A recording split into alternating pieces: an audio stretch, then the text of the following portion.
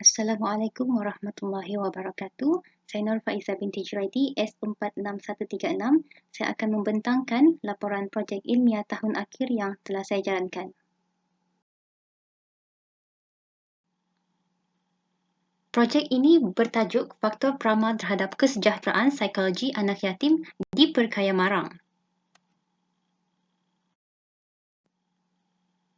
Sebagai pengenalan, kanak-kanak merupakan aset masa depan negara yang perlu dicorak dengan sebaiknya agar mampu menjadi penyambung nadi yang produktif kepada masa depan negara. Ironinya, walaupun negara telah berusaha untuk memperjuangkan hak dan keistimewaan kanak-kanak, tetapi masih ada dalam kalangan mereka yang kurang bernasib baik dan memerlukan sokongan lebih untuk membela nasib. Antaranya adalah anak-anak yatim atau yatim piatu, iaitu kanak-kanak yang telah kehilangan ibu atau bapa atau keduanya sekali. Realitinya, pengalaman hidup yang mereka lalui ini berkemungkinan akan membentuk konflik dalam diri yang boleh mengancam kesejahteraan psikologi mereka. Anak yatim dan kesejahteraan psikologi. Bergelar sebagai anak yatim pada usia yang muda adalah perkara yang sukar untuk dihadapi oleh segelintir kanak-kanak.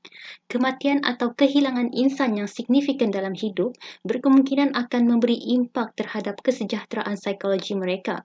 Kesejahteraan psikologi penting kerana ia berpotensi membantu kanak-kanak dalam berfungsi dan menangani cabaran yang mendatang. Justru itu, kajian ini dijalankan untuk mengenal pasti faktor peramal terhadap kesejahteraan psikologi dalam kalangan anak yatim. Menurut Indeks Kesejahteraan Psikologi Malaysia pada tahun 2018, kesejahteraan psikologi dilihat sebagai sebuah konstruk yang multidimensional dan mempunyai pelbagai bentuk definisi. Dalam konteks kajian ini, kesejahteraan psikologi dikonsepkan dengan 6 model kesejahteraan psikologi yang telah diperkenalkan oleh Reef yang terdiri daripada 6 komponen, iaitu penerimaan kendiri, hubungan positif dengan orang lain, menguasai persekitaran, autonomi, tujuan hidup dan juga perkembangan kendiri. Antara faktor peramal yang dicadangkan dalam kajian ini adalah kecerdasan emosi. Menurut Selvey dan Mayer, kecerdasan emosi adalah sebuah kebolehan untuk mengawal perasaan, emosi diri sendiri dan orang lain, membezakan antara maklumat dan menggunakan maklumat tersebut untuk membantu tindakan dan pemikiran seseorang individu. Seterusnya adalah kepuasan hidup. Menurut Dina, kepuasan hidup dikonsepkan terhadap sejauh mana seseorang individu itu meletakkan nilai ke atas kepuasan hidup berdasarkan kriteria yang ditentukannya sendiri. Dan yang ketiga adalah penghargaan kendiri. Menurut Rosenberg, penghargaan kendiri dikonsepkan dengan penilaian sama ada dari aspek positif atau negatif terhadap diri sendiri.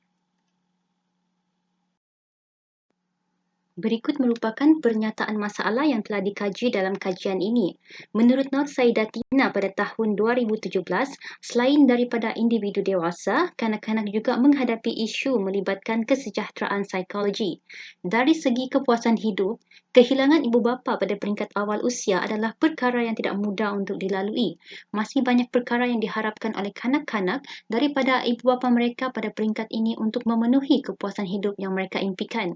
Dari segi kecerdasan emosi, pelbagai emosi akan dilalui oleh anak-anak yatim seperti marah, kecewa, sedih, terkilan serta berbagai lagi perasaan negatif memberi kepincangan dalam membentuk kecerdasan emosi sekaligus memberi impak terhadap kesejahteraan psikologi anak yatim.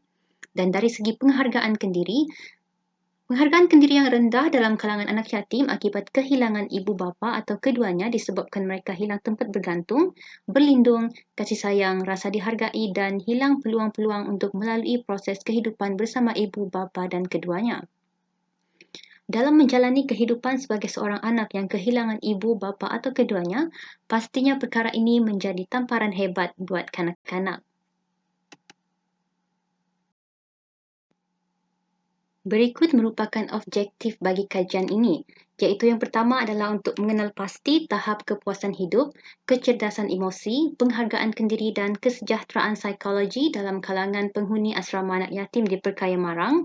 Yang kedua adalah untuk mengenal pasti hubungan antara kepuasan hidup, kecerdasan emosi dan penghargaan kendiri terhadap kesejahteraan psikologi anak yatim di asrama anak yatim Perkaya Marang. Dan yang ketiga adalah untuk mengenal pasti faktor peramal paling dominan terhadap kesejahteraan psikologi anak yatim di asrama anak yatim Perkaya Marang.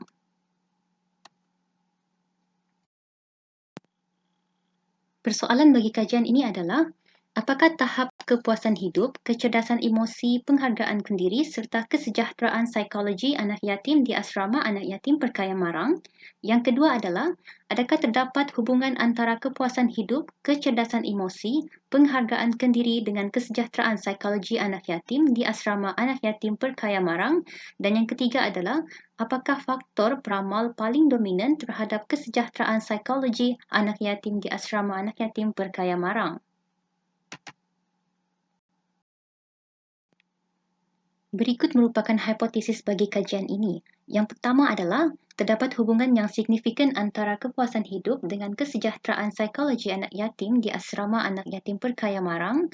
Yang kedua, terdapat hubungan yang signifikan antara kecerdasan emosi dengan kesejahteraan psikologi anak yatim di asrama anak yatim Perkaya Marang. Yang ketiga, terdapat hubungan yang signifikan antara penghargaan kendiri dengan kesejahteraan psikologi anak yatim di asrama anak yatim Perkaya Marang. Dan yang keempat, kepuasan hidup, kecerdasan emosi, dan penghargaan kendiri merupakan faktor peramal terhadap kesejahteraan psikologi anak yatim di asrama anak yatim Perkaya Marang. Seterusnya, berikut merupakan beberapa buah kajian lepas yang telah digunakan sebagai rujukan dalam kajian ini. Antaranya adalah kepuasan hidup, sorotan bagi kecerdasan emosi, sorotan kajian bagi penghargaan kendiri,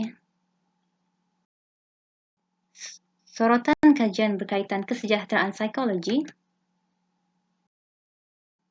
sorotan kajian berkaitan kepuasan hidup dan kesejahteraan psikologi,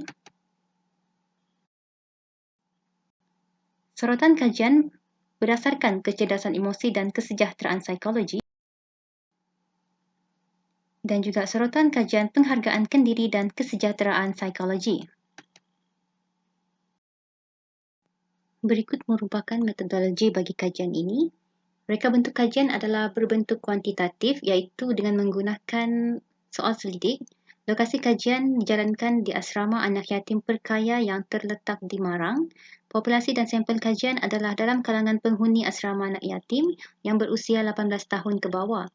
Mengikut kaedah persampalan, pengkaji telah menggunakan persampalan bertujuan dengan menggunakan seramai 103 orang responden mengikut jadual penentu Craig dan Morgan.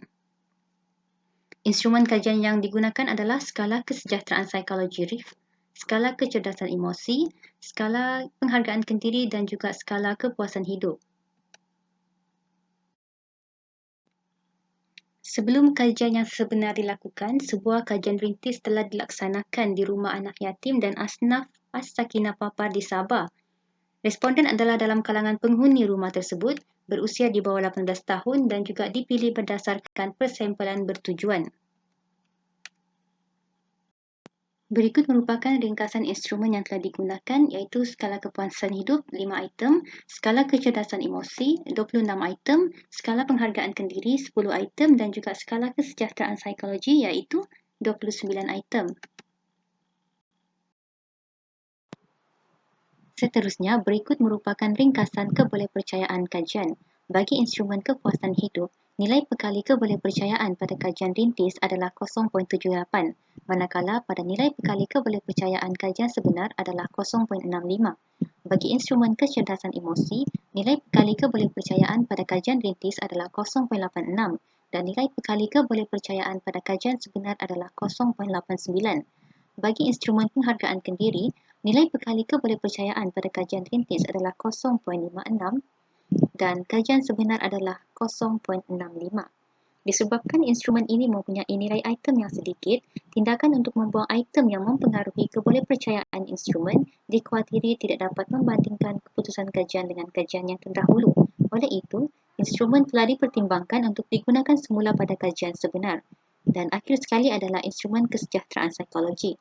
Nilai perkali kebolehpercayaan kajian rintis adalah 0.87 dan pada kajian sebenar nilai perkali kebolehpercayaan adalah 0.86. Seterusnya, bagi tujuan analisis deskriptif, pengkelasan terhadap nilai-nilai min yang diadaptasi oleh Jamil pada tahun 2002 dalam Nurul Aisyah, Zamri dan Nur Azwa Hanum pada tahun 2016 telah digunapakai. Sekiranya min yang diperolehi berada pada julat 1.0 hingga 2.33, maka ia dikategorikan sebagai tahap rendah. Jika julat min yang diperolehi pada tahap min 2.34 hingga 3.67, maka ia dikategorikan sebagai tahap sederhana dan tahap kategori yang tinggi adalah apabila julat min berada pada 3.68 hingga 5.00.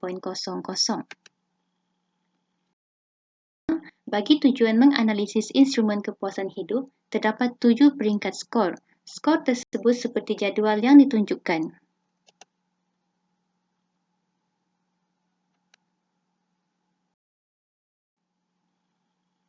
Bagi tujuan menganalisis inferensi, hipotesis kajian akan dianalisis menggunakan ujian Pearson dan juga ujian regresi pelbagai.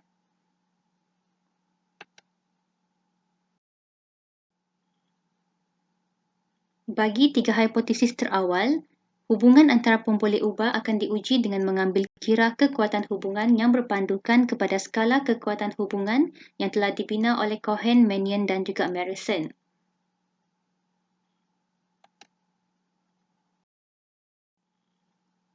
Berikut merupakan populasi dan sampel kajian yang terlibat dalam kajian ini.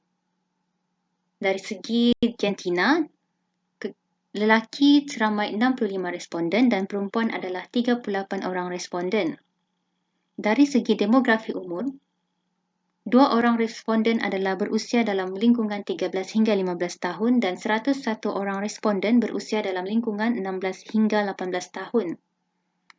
Dari segi demografi bangsa, seramai 102 responden adalah berbangsa Melayu dan satu lagi responden adalah berbangsa lain-lain.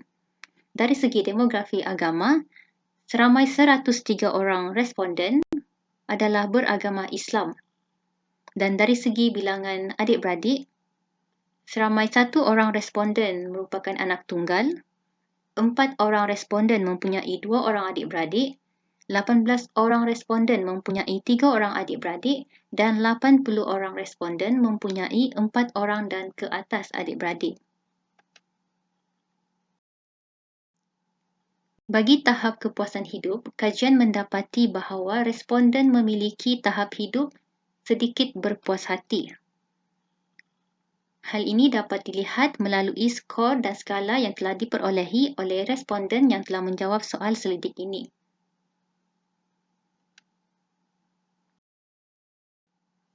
Seterusnya, bagi tahap kecerdasan emosi pula, kajian mendapati tahap kecerdasan emosi anak yatim di Perkaya Marang adalah pada tahap yang sederhana.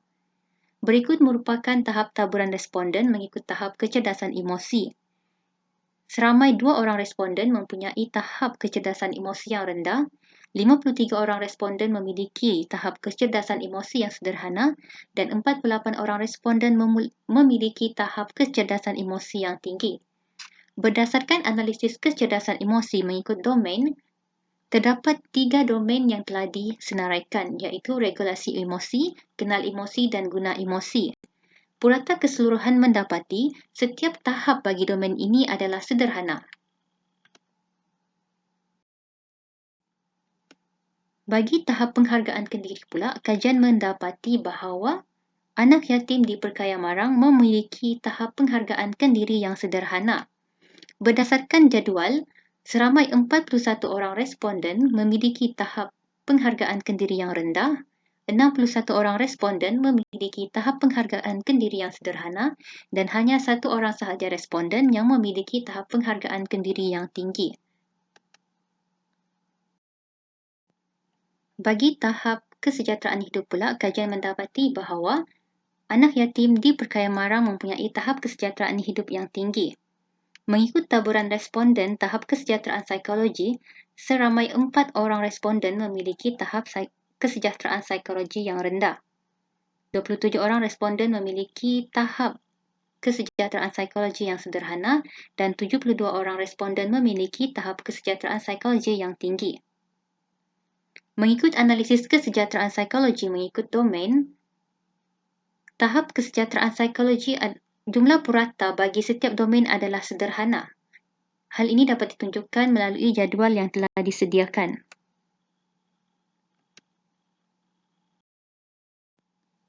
Memandangkan data-data bertabur secara normal, maka analisis inferensi telah diuji dengan menggunakan ujian Pearson. Berdasarkan hipotesis yang pertama, terdapat hubungan yang signifikan antara kepuasan hidup dengan kesejahteraan psikologi dalam kalangan penghuni asrama anak yatim perkaya di Marang. Berdasarkan jadual, hasil yang diperolehi menunjukkan tidak terdapat hubungan yang signifikan antara kepuasan hidup dengan kesejahteraan psikologi, iaitu nilai korelasi antara dua pemboleh ubah adalah pada R.240 dan P sama dengan 0.015. Tahap hubungan yang wujud adalah pada tahap yang lemah, maka hipotesis terdapat hubungan antara kepuasan hidup dengan kesejahteraan psikologi dalam kalangan penghuni asrama anak yatim perkaya Marang ditolak. Bagi hipotesis yang kedua, terdapat hubungan yang signifikan antara kecerdasan emosi dengan kesejahteraan psikologi dalam kalangan penghuni asrama anak yatim perkaya di Marang.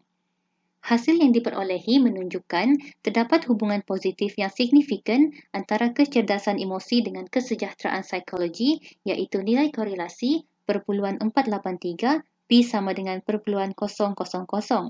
Tahap hubungan yang wujud adalah pada tahap yang sederhana, maka hipotesis ini telah diterima.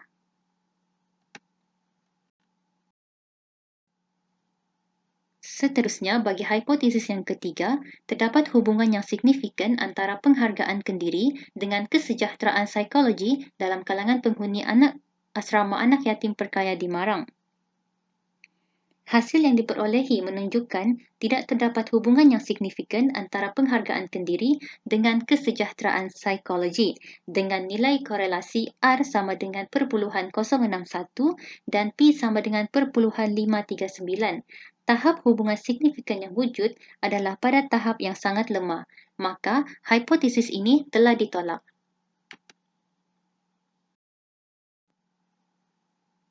Analisis yang keempat telah diuji dengan menggunakan ujian regresi pelbagai. Hipotesis keempat adalah kepuasan hidup, kecerdasan emosi dan penghargaan kendiri merupakan faktor peramal terhadap kesejahteraan psikologi dalam kalangan penghuni asrama anak yatim perkaya di Marang. Kaedah yang dipilih untuk menganalisis ujian regresi adalah kemasukan stepwise, di mana setiap kali peramal dimasukkan ke dalam model, satu ujian penyingkiran akan dibuat ke atas peramal yang paling lemah.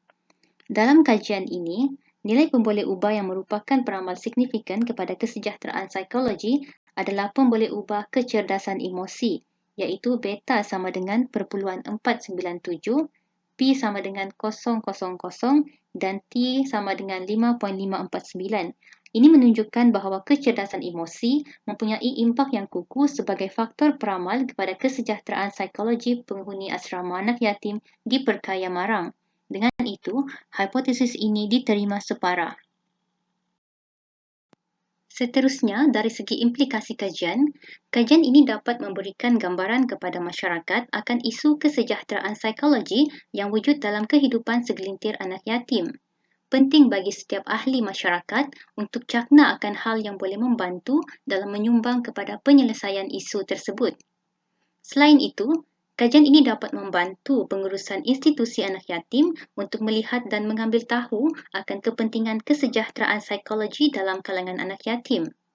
Pengurusan institusi anak yatim digalakkan untuk sentiasa mendedahkan anak-anak yatim kepada aspek psikologikal yang seimbang selain daripada spiritual, rohani dan jasmani. Usaha dan matlamat sesebuah institusi anak yatim untuk melahirkan anak yatim yang berakhlak dan bersahsiah terpuji pasti dipengaruhi juga oleh kesejahteraan psikologi penghuninya itu sendiri. Seterusnya adalah untuk memastikan bahawa anak-anak yatim mampu mencapai kesejahteraan psikologi yang baik dan tidak menumpukan semata-mata kepada aspek atau faktor peramal yang dicadangkan. Pengkaji percaya bahawa terdapat banyak faktor lain yang mempengaruhi kesejahteraan psikologi anak-anak yatim.